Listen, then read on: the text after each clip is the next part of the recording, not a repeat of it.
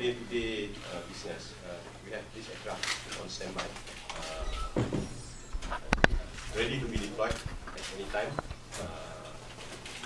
The idea is, if there is any intruder detected by our system, which you see later on the other side, dekat Elephant Control Center, one of the platform to identify the intruder, either we have certain protocol that we need to do.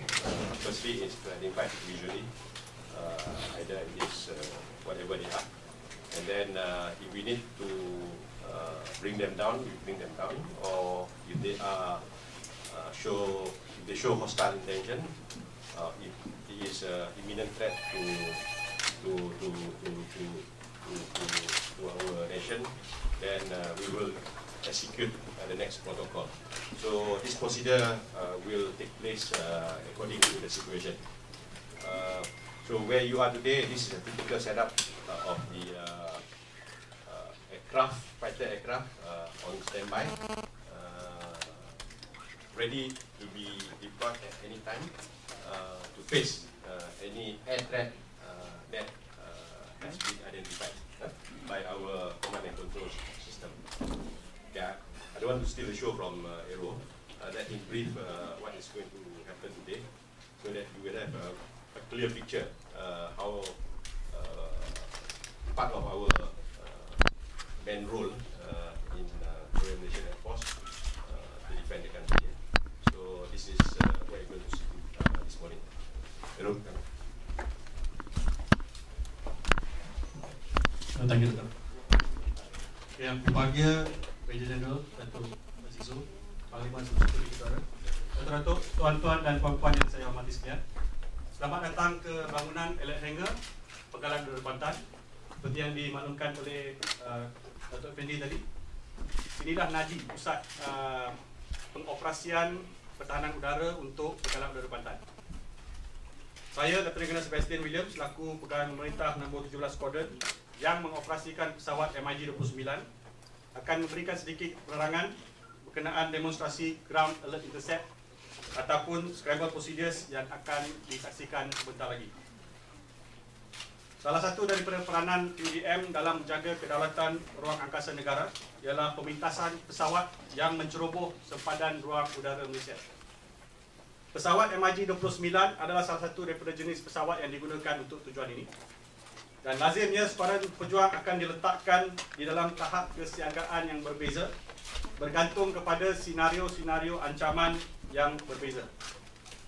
Tahap kesiagaan yang saya maksudkan tadi yang dipraktikkan oleh TUDM ialah Alert 60, iaitu waktu jangka masa reaksi dalam masa 60 minit.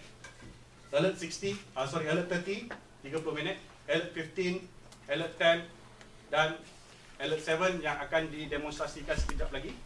Dan paling tinggi adalah Alert 3, di mana juruterbang duduk dalam pesawat dengan enjin pesawat dihidupkan.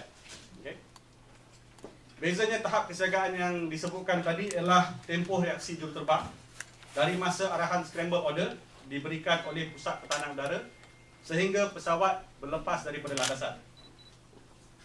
Apabila pesawat yang tidak dapat dikenal pasti dikesan pada paparan radar pertahanan udara, petugas berkenaan akan memaklumkan kepada Pusat Operasi Pertahanan Udara di Pangkalan Udara Kuala Lumpur, dan Komander Pertahanan Udara akan mengarahkan skuadron ataupun pesawat yang paling dekat dengan lokasi pencerobohan untuk bersiap sedia. Apabila penceroboh tersebut mencapai jarak yang ditetapkan, pesawat pemintas akan dikerahkan untuk berlepas dan melakukan pemintasan. Dan sebentar lagi, tuan-tuan dan puan-puan akan ditunjukkan demonstrasi Alert 7 oleh juruterbang pesawat MiG-29 daripada skuadron saya. Adalah menjadi harapan kami bahawa demonstrasi yang ditunjukkan sebentar lagi akan memberikan gambaran yang lebih jelas lagi kepada tuan-tuan dan puan-puan akan tugas skuadron pejuang TUDM yang berdedikasi 24 jam sehari, 7 hari seminggu demi menjaga kedaulatan ruang udara negara. Dan sebagai langkah keselamatan, satu peringatan, semasa tuan-tuan dan puan-puan beredar keluar nanti untuk menyaksikan demonstrasi tersebut, sila patuhi arahan anggota yang bertugas dan juga menggunakan ear defender yang akan dibekalkan. Dan kita kini menunggu arahan scramble order daripada